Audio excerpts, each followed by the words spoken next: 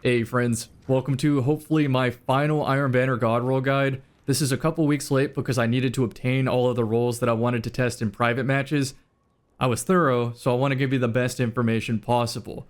If you're just starting Destiny 2 and want to know the best route to grind this stuff, you see how this says vendor exclusive gear? You need engrams and glimmer to buy this, whereas the top half, these just drop after matches. So therefore, your engram is more valuable if you get everything you want on this bottom row first, then everything on this top row. But for example, Crimil's Dagger I think is one of the best weapons out of Iron Banner, so maybe you want to go for that first so you have a good weapon to use while you're playing Iron Banner.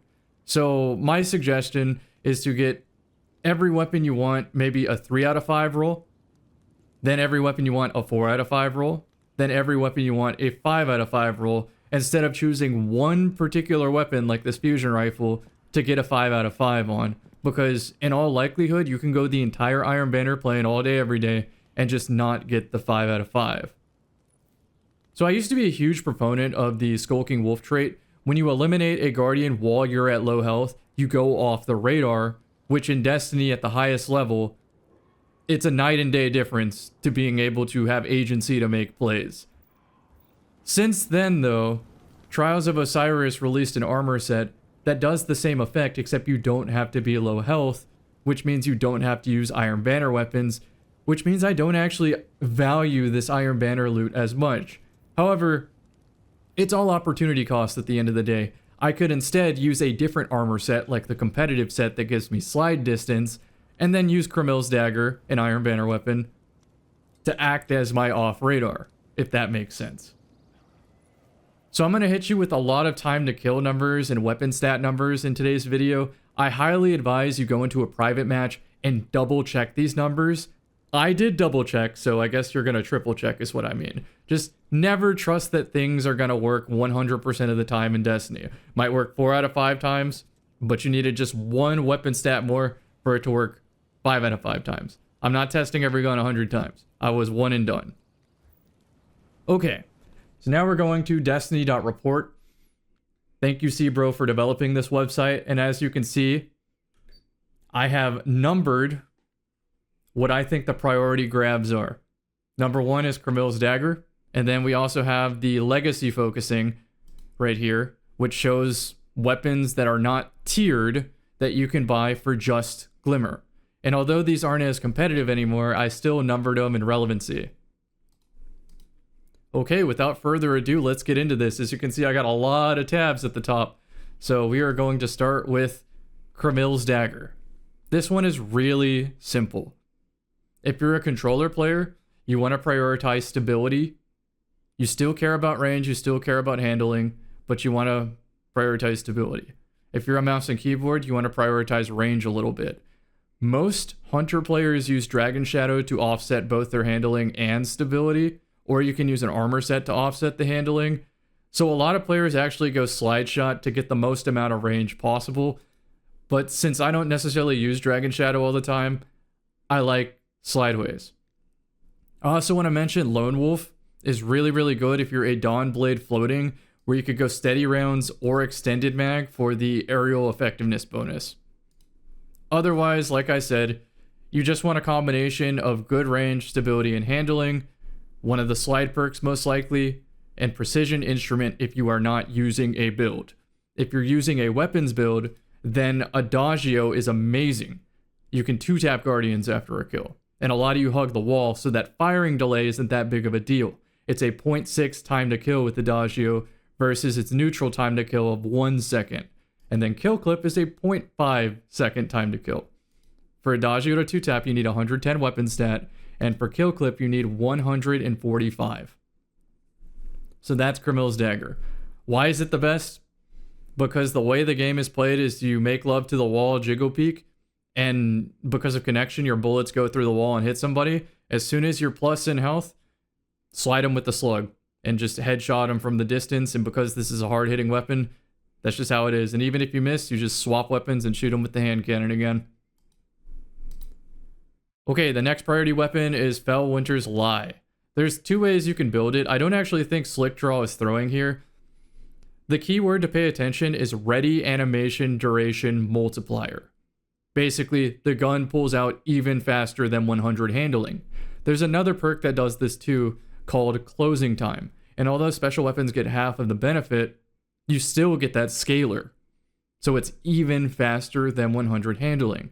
There's one downside though. The magazine is 4. So even if you got extended mag, you can't necessarily keep 3 bullets and have all of them have that scaler. So therefore, I think Accurized is the most valuable perk here. If you have Dragon Shadow, I would highly advise Threat Detector, because not only is it just a handling scaler, but it's also an information perk where you can look at the bottom left of your screen and see if there's 0, 1, or 2 Guardians near you. As for what to roll on it, if you're a Dragon Shadow Hunter or an Ophidian Warlock or an Ophidian class item, you can get away with a lot of range. You may also say that because this is a shot package frame, that you triple down on it and go full choke. And that does make sense. But even though it's a shot package frame, I don't aim down sights with my shotguns a lot in this game, especially on controller. So I just hit fire anyway, which means Barrel Shroud is probably my best. If you go Slick Draw, by the way, you can go Rifled Barrel and you're not going to notice that minus 14 handling. But even over Rifled Barrel, I still would advise going Small Bore because stability is still anti-flinch. Finally, if you're more of a build crafter, I highly advise Trench Barrel. You can throw like a smoke melee at the floor, and if somebody walks into it, you'll activate Trench Barrel and get a 50% damage bonus, which is super useful for fighting against supers. You could use the Voidwalker melee right as the Spectral Blades is flying at you. Maybe get the shotgun kill. So that's Felwinter's Lie. Next is Gunnora's Axe, and this is inferior to Inquisitor Slug from Trials in almost every single way. The Inquisitor has an origin trait that gives you AE for hitting shots, as well as just better AE. And so it amounts to 45 AE if you just play the game without considering your helmet mod. And if you consider an exotic and a helmet mod, you can very easily have a 100 AE slug. So in that regard, Gunnora kind of sucks. So why do you want to use Gunnora? I guess 2 reasons. Number 1, Skulking Wolf, and number 2, it's a solar weapon. So if you use Felwinters frequently, then you see the enemy team and go, oh, I need to go slug for slug. Instead of switching all your mods, you can just equip Gunnora's Axe and have a slightly worse slug. Keyword slightly. Unless you're jumping all over the place, you might get more value out of Skulking Wolf anyway. So then what's the recommended roll? The answer is it's a mix of handling and range, and if you go Threat Detector instead of Lone Wolf, which I still kind of advise, you don't need as much handling. You can stop at 75 handling. And so then this is what it would look like. I do still advise opening shot, since you're going to notice aim assistance a lot more than you're going to notice closing time giving you a scaler. And this does have a giant magazine size, which is great, so you would get all the scalar bullets, but it's probably still not worth it. In the same regard, you're never going to stock up enough ammo in reserve to use heal clip, so that's not advised. And I do like Offhand Strike for getting multi-kills, the perk where you get a kill and you have extended hipfire range. It's really potent, but I don't think this is the consistency shotgun for that. I think you still just stick to your bread and butter and just use Skulking Wolf. The next weapon is Occluded Finality, mostly because it has Vorpal Weapon and kills supers, but just in general, this sniper rifle breaks the rules of Destiny 2 by having an extremely high zoom, which may sound like it's a negative, except in this game, that just means it bends bullets even harder. So now you have a choice. On the right column, Vorpal Weapon to kill supers, opening shot for even more bullet bending technology, or mulligan on the, if you somehow miss with this thing, have a 1 in 4 chance to get your bullet back. And gun to my head, I have to win a tournament. I'm using mulligan until it's super time, then I'm menuing to Vorpal Weapon. That's what I'm doing. On the left-hand column, I like Lone Wolf for a combination of aerial effectiveness and aim assist. But in a pinch, you can get away with Snapshot or No Distractions or Moving Target. But Lone Wolf is the best. For the magazine, if you want to hit trick shots, Ricochet rounds is hilarious, which is why it's my favorite. But if you want to hit in-air shots, you have to go extended mag. Then as for barrel magazine, whatever masterwork, it's just all handling. Oh, and then also radar tuner is really cool here. I like this perk a lot because it extends your radar and also gives your radar back after descoping, which is super useful on a sniper. Although I'm also going to shout out the anti-flinch mod, which is huge. Next weapon is Pressurized Precision. And I'm only highlighting the Discord perk because I think you really can't go wrong with any perk in the right column. Though I will mention High Impact Reserves is basically free damage, which enables you to go accelerated coils without needing an extra bolt out of the fusion rifle to kill. Otherwise, do not go High Impact Reserves, go Projection Fuse, and then any consistency perk. I like Rangefinder because of the added 10 range, but you can't go wrong with Eye of the Storm because it's a fusion and you're going to be charging, which means you'll get that huge accuracy bonus of Eye of the Storm, and it's not like it's halved because it's a special weapon like Closing Time. Vorpal Weapon doesn't do as much on specials as they do primaries, but the enhanced version is 20%, so that's pretty good. Or whatever, it says on this clarity thing that it's 20%. You know what I mean. Kickstart, I'm sure if I have Cryo Slide or an Extended Slide Stompies that I could make this work. In general, Discord is just a broken perk for 6s. It feels like you have infinity special ammo on top of your already infinity special ammo, and it's a consistency aim down sights perk too. The only thing about Pressurized Precision is you have to find an energy weapon to pair with it, like an energy exotic perhaps. I think my pick would be Graviton Spike if I had to pick one. And then do like a weapons build where Graviton Spike is 2-tapping. Okay, next weapon is the Wizened Rebuke. Discord again, and then I think you choose between Backup Plan and Successful Warm-Up. Now you might be tempted to do the High Impact Reserve Accelerated Coil. You can absolutely do that. In fact, you can run Accelerated Coil as much as you want, but just beware. If you do roll it with Accelerated Coils, I hope that you have either Projection Fuse or Liquid Coils, because if you encounter some form of build crafting on the enemy team, or if you want to make your own specific build so that the minimum amount of damage the fusion rifle does is exactly enough to 5-bolt kill, then sometimes you do need High Impact Reserves, and sometimes you do need Liquid Coils. It's a case-by-case basis, but gun to my head, I think you're fine with Projection Fuse or Accelerated Coils, and on the Fusion, always a Charge Time Masterwork. A lot of the Fusion Rifle aficionados are going to tell you go full bore, like the stability doesn't matter. While I do trust their judgment, I also trust my experience in this game, knowing that I will get flinched off a shot and that's just going to tilt my mental. Even if it happens so seldomly or whatever, I'm just not even chancing it. Small bore all the way. The next weapon is Point of the Stag. This is more of a mouse and keyboard recommendation. There's a lot of bows that have the hipfire grip and Archer's Gambit combo, and you can use something like Radiant Dance Machines for the most accurate hipfire possible. And then because it's an enhanced weapon, you could also go an enhanced draw time mod if you really wanted to, but I would really just recommend tripling down on the hipfire with freehand grip. I would use this over any of the other similar bows just because of Skulking Wolf. I value that perk that much. But if I'm using the Trials armor, there's definitely other bows that slightly edge it out in just some regard that's good.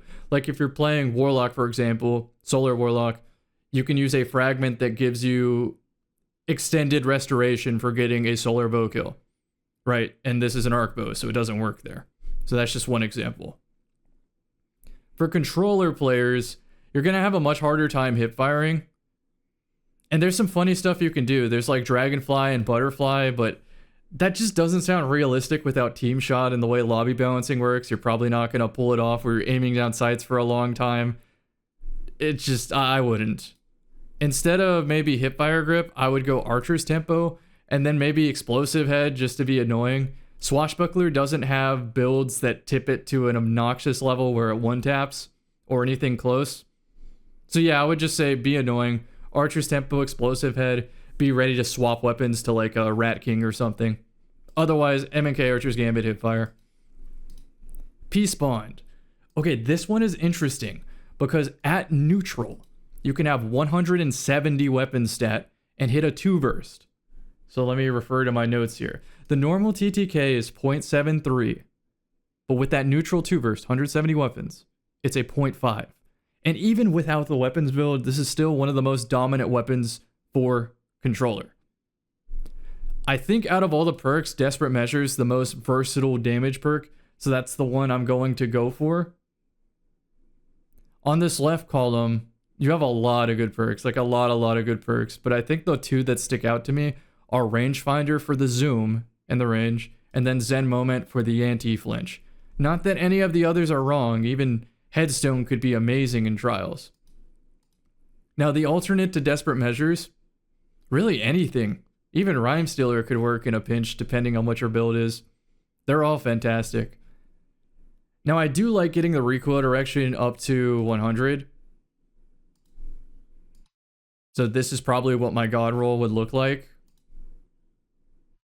It's going to be a while before I see this though. I do think it is one of the best guns in the game. Now, speaking of best gun in the game, this is one of the best feeling guns in the game. Though objectively, it's pretty good. It's just not the best. So you got to forget everything about TTK. It feels good. Zen Moment is part of that reason. 100 recoil direction is part of that reason. At some point, Bungie removed a system called deterministic recoil. And I'm going to say 3/4 of the guns in the game all turn to garbage because they shoot like zigzags instead of straight up and downs. This is one of the rare guns in the sandbox that shoots the straight up and downs, and you can see what you're aiming at, and you don't get flinched to hell. So, even though it's inferior to other SMGs, I'm going to repeat this for like the 3rd time. Just try this out. Spend a couple engrams on it for me, and report back to me, please. So its base time to kill is 0.8, but with 115 weapon stat, it shifts to a 0.73. And adaptive SMGs in general have a really good body shot damage profile, but not to the point where you need to take gut shot. I do think kill clip is really the only thing on this right column, even over Iron Reach. So now we got to compare it to alternatives. I thought of an easier way to explain this. Hero's Burden base time to kill, 0.8. Bug Out Bag with just target lock, 0.73. Bug Out Bag with 180 weapons and target lock saves 2 bullets, 0.67 time to kill. Then the Vicola SMG has overclock heatsink, and because it's a heat weapon, it just hits harder in general. So at base, 0.73. With overclocked heatsink and 150 weapons, 2 bullets saved, 0.67 time to kill. Moving on to Allied Demand. This is your alternative to Drang in the kinetic slot, though we know it's not Drang, it's just the best you can do while having access to Skulking Wolf. And I think the God roll is very obvious. It's Rangefinder and Eye of the Storm, but if you want a damage perk, you could get by with Frenzy and Multi-Kill Clip, although these don't really do much for you. I wouldn't sleep on Gut Shot either on this. It does come up, and you could even have a second roll in your Vault or your competitive set to hot swap to deal with Overshields and Wells of Radiance and stuff like that. Next weapon is Finite Impactor. While there are many better 140s, this is the only 140 with Skulking Wolf. I like using it with Warlock with Mantle of Battle Harmony and Conditional Finality, so I have 2 solar weapons at the same time. I think Heal Clip is really strong with, like, say, a Marksman Dodge Hunter. It's this right column that's kind of lacking. Out of all the options, I think Precision Instrument is the best because not only does it slightly deal with enemy build crafting with damage resistance, but it also kind of artificially extends your range, and if you're really hitting headshots, it gives you some forgiveness at the end of a streak. The other perk I like is Magnificent Howl. It's fun for 6s because you can stack up headshots and get a 2-tap, but in 3s, it's like holding on to a 120 hand cannon for a single bullet, which doesn't sound like a lot until you start playing with really good teammates. Oh, need to exit that. The next weapon is the Time-Worn Spire. And before Frosties were nerfed, I would have put this as the highest priority item in Iron Banner. But since Frosties did get nerfed, I think it's just great. So this pulse rifle frame is one of the best on controller for ease of use versus effectiveness. Its base time to kill is 0.8, but with elemental honing, you could save a single bullet for a 0.73, not to mention that this is just a fantastic perk in PvP if you can make it work with your build. if you cannot make it work with your build, you're going to have a much better time with kill clip. And obviously you go Zen Moment on this first column.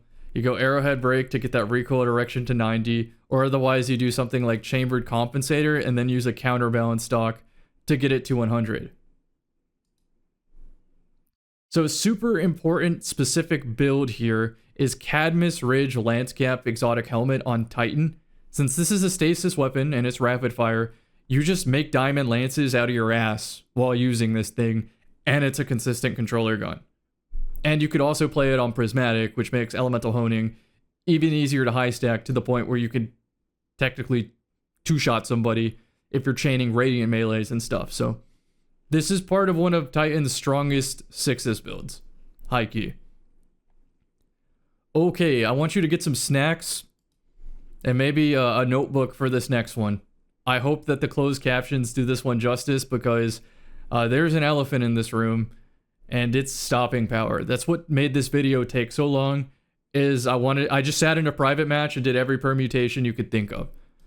So the base time to kill for Multimach is 0.73. Target lock takes 1 bullet off that time to kill with 0.67. If you didn't go target lock and just went 190 weapons instead, it also takes 1 bullet off the time to kill for a 0.67. Here's where stopping power comes in. At base, it doesn't do anything. But with 145 weapons, it takes 1 bullet off the time to kill. So then you might be saying, well, what if you combine stopping power and target lock? The answer is, it still just saves 1 bullet. It does not save 2. Even with 200 weapon stat and knucklehead radar, it does not save the 2 bullets. It's just shy. So if you wanted to run 200 weapons and a surge on your boots, you could save 2 bullets with this, which is very nice for long spaced out duels where you're not kill chaining. The next perk to mention is Kinetic Tremors. After 13 bullets with this SMG, it triggers 3 shockwaves of 21 damage. And if your opponent is a good player, they usually walk out of the second and the third Kinetic Tremor or slide away. So it's really just like a 21 damage after your 13th shot. Which to me opens up this consistency option where you go weapon stat and stopping power and Kinetic Tremors at the same time. And you have this consistency beast where Kinetic Tremors is helping you mitigate damage fall off essentially. But stopping power is still there to get your TTK back with that 21 damage mixed in. You could also say the same thing about target lock, no doubt. But there's another SMG in this game called Submission from Vow of the Disciple, which can get both target lock and Kinetic Tremors at the same time. And I think it just is a better shooting experience. So there's a case to be made that you should use that. At the end of the day, I'm not going to make a hard god roll recommendation on this. I'm going to say, throw like 50 of these in your vault and just try all the different combinations. Like, even moving target might surprise you with that lightweight bonus, how much more you like strafing fast rather than having the more zoom. Which, by the way, you can add a CQC Optics High mod to get another +1 zoom if you wanted to forego rangefinder. Not that you couldn't use it with, though. And then there's also Bewildering Burst, which is a blinding projectile. It's like Kill Clip, but just for blinding. And then for PvE, of course, Attrition Orb and Kinetic Tremors. There is some nasty stuff you can do with Attrition Orbs, the Nessus armor set, and the Cryo armor set. Very, very nasty things. You'll see that in a future video. So, answer is, you just got to try all these for yourself. A blanket recommendation on just the weapon itself. Range and stability is all you need. The recoil direction's already 100. But on mouse and keyboard, I shot a wall. I promise you it shoots zigzags even at 100. I don't understand what's wrong with it. Moving on, the next weapon is Riiswalker. This one is very simple. You're abusing this for Discord, and because it's a lightweight weapon, you're using it to run around faster. Like, maybe you're not really a shotgun user, but you still need to carry around a shotgun to corner check. It's like you get 2 hand cannon shots into somebody, they float a doorway. Well, I mean, this will get the job done. But if you need to spam a lot of special ammo, this also will get that job done too. Which is why I recommend Harmony in the right column, or Adagio. Nothing wrong with going opening shot, fragile focus, or iron reach, or even Vorpal weapon, but I just like Harmony and Adagio for consistency with the damage on multi-kills, because opening shot's only good for one shot, Fragile Focus is good to your weak.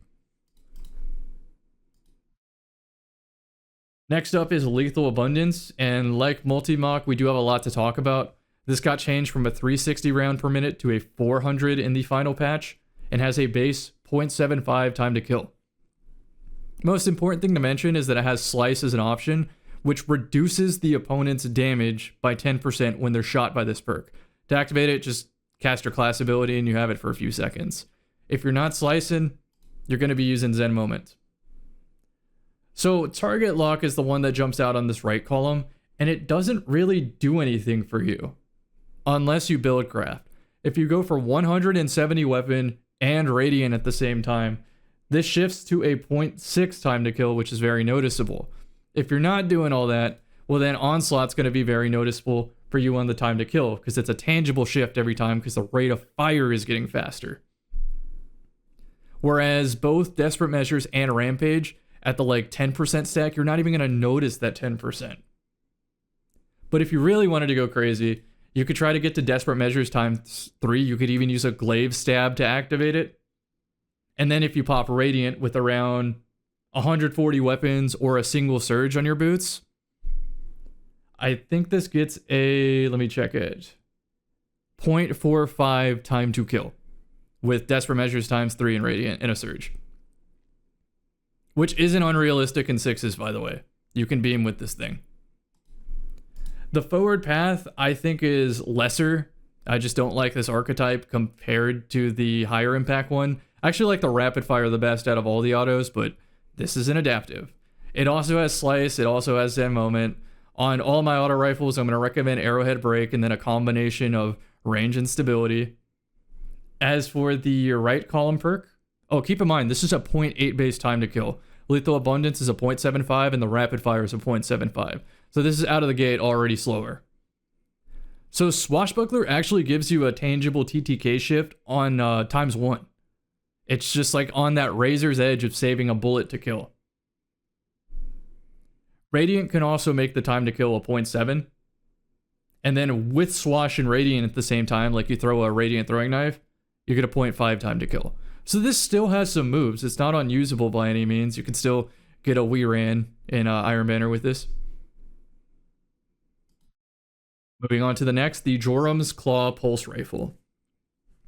And I hit gut shot straight on this. Even though you're only getting a 10% bonus, these weapons are so forgiving, and you're stacking up so many damage bonuses at once if you're doing like Radiant Dance Machine, Double Golden Tricorns and stuff. You can practically achieve your time to kill with all body shots. So I do like gut shot here. Keep in mind that you can't get kill clip on this weapon. So your alternative is moving target, which is fantastic, or encore. I don't recommend Iron Grip because it does kind of anti-synergize with kill clip. And because it's a tier 5 weapon now, you don't actually need all that stability. As for the weapon roll, range and stability as usual. You will notice encore on the bigger maps, but I would just say default moving target kill clip, and if you're getting into the build crafting thing, do gut shot straight and golden tricorn. So with Jorum's, by the way, I know I clicked out of it, it's a 1 second time to kill, but if you get those damage perks, it's a 0.6 time to kill. Okay, now we're on to Reghus Pledge, the rapid fire void auto rifle. With Radiant and Target Lock at 115 weapons, it shifts from that 0.75 to a 0.67. Otherwise, both Kill Clip and Golden Tricorn times 1 give you a tangible time to kill shift. On the left column, Build to Blast is a very slept on perk. If you use this with Surge Arachnid, Exotic Helmet, your weapon isn't going to move.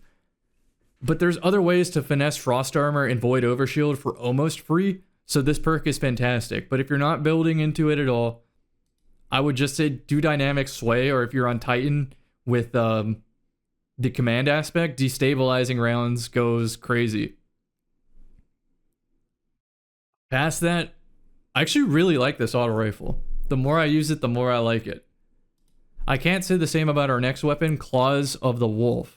And it's only because you have to compare it to the High Tyrant Pulse Rifle, which is superior to Claws in almost every facet. Only thing Claws has going for it is it has Kill Clip, which can 2-burst with 180 weapons and 1 surge, or 145 weapons and 2 surges. And then you could use something like Astrocyte Burst with Repulsor Brace and always have an Overshield. You could have something on your boots that collects Void Breaches and gives you Armor Charge too, and just run around ripping a lobby with 2 taps going off the radar during duels. It still has its uses, and it's honestly a fan favorite around the middle of the pack Destiny bell curve, where it's like the matches I'm not allowed to get to in SBMM. This is a very, very popular weapon because it's overall just super consistent. However, at the higher brackets of skill, High Tyrant difference is very noticeable, and it does typically beat Claws of the Wolf, which is why you don't see Claws that much. Next weapon is Roar the Bear. It's a solid rocket launcher. Oh, my voice is dying. It's dying. Explosive Light, because if you pick up an orb, it gets a giga blast radius to the point where it's almost dangerous to yourself. And typically I do have an Orb of Light pocketed by the time I'm pulling power ammo. So this has just been a godsend perk. On the right column, Chain Reaction I like for picking up multi-kills, especially with Explosive Light, where they're just on the edge of this extreme blast radius, they die, and then they splash another player for 80 damage, and it turns one rocket into a 6-piece, essentially, when you clean it up with the primary weapon. Cluster Bomb I like without Explosive Light, because it sort of acts like a Scorch almost, where it just is delayed damage. When they're like, oh, I survived the rocket, let me slide at this guy and slug him. Nope, there's cluster bombs on the floor. So that's Roar the Bear. Next is Tusk of the Boar. There's not really a lot of competition for the kinetic slot waveframe special grenade launchers. So of them, I think this is the best one for 2 reasons. It's either you're making a slice build, or you're using slideways to reload this weapon, and if you are just really short on time, you can also just keep Grave Robber or Pulse Monitor. Let me also look at this one. Envious Assassin, hold up. We're doing this on the fly. We're doing it live. That looks pretty good to me, Envious Assassin. It's going to naturally pair with how you use this weapon, I think. So maybe that's going to be my number 1 pick with Slice 2. There are some build crafting things you could do to push the damage of Swashbuckler and Radiant and whatnot to extreme levels, where maybe the grenade launcher itself kills them, but also just you clean them up with a body shot across the map with whatever your primary is. The next weapon is, also Deconstruct might also reload 1 out of thin air for you too. So that's worth considering if you don't build craft. Okay, Bite of the Fox. It has Vorpal Weapon to kill supers, and it's a very outdated sniper rifle. I don't like the scope, but some of you really align with the zoom, and there's a content creator called Steezel that uses Slicktron explosive payload, kind of like a shotgun, to clean up bow shots. It's really, really funny, and he makes some good montages, so you should check them out. The next weapon is Frontier's Cry. And in short, there are just so many superior 180 hand cannons that have precision instrument. Frontier's Cry does not have precision instrument, therefore it's worse. But it's not like you couldn't use this in 6s, because if you use like a Radiant for the first 3-tap kill, then you could use Kill Clip to make it like 1 head 2 body, or 1 for all with 200 weapons and triple surge and go for a 2-tap. You could do that. It's pretty bad though. Archon's Thunder, I don't think you overcomplicate this. I think you go 4 times the charm and killing tally just to get the extra ammunition, and then just go all into stability and handling, because you're gonna need it. Finally, Tanasha's Mastery. It's a PvE weapon. I'm not even recommending it. Finally, we have those legacy weapons. Now, if you compare Guiding Sight to other tier 5 scout rifles, it's pretty close. It's like, it always was a tier 5, you know? It's pretty close. So it's a slice weapon, and it also has the strategist perk, which helps it surpass some of these tier 5 weapons and also help you get some class ability back. But it also has Adrenaline Junkie if you want to build craft and go for 2 taps. And it also has Cascade Point if you want to be silly and have like, that's not full auto, no, this is, but with your scout. Speaking of scout, in the same way, Nature Reclaimed, not a tier 5, but its stat package is just not far off the other tier 5s. Pretty solid.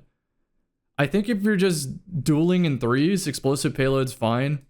But if you want to build craft, I believe it's 200 weapons with box breathing to hit the 3-tap. And if you're in 6s, heal clip, kill clip goes crazy. But again, in 3s, you could probably get away with Lone Wolf, Floating Dawn Blade, Explosive Payload, and you'll do just fine. And because it's a naturally slower time to kill, Skulking Wolf does come up very often with this scout. Warlord Spear is a trace rifle arc, and it has high impact reserves in the left column, which can be seen as free damage because you don't even start with the full magazine anyway. Now on the right column, you do have some choices, the most interesting of which is 4th times the charm to just keep more ammo. The magazine's too big for target lock to work, killing tally is too small of a percent. Desperate Measures could technically save you some bullets if you're always activating it, and Detonator Beam could also save you some bullets if you're fighting crowds with your trace rifle, because hitting 20 hits isn't ridiculous with the trace. The next weapon is Dark Decider, and I'm gonna be real, I do not recommend this almost any circumstance because this, unlike the scouts, falls way behind the other tier 5 rapid fire autos and other autos. The one circumstance I would recommend this is if you're a Bakris hunter and want to go for golden tricorn shenanigans. The next weapon, Forge's Pledge, is just inferior to Jorum's Claw despite having the Zen Moment perk, and Jorum doesn't. Its base stats are so much worse that I just can't recommend Forge's Pledge. Swarm of the Raven, it's a rapid fire grenade launcher, which just isn't good in PvP.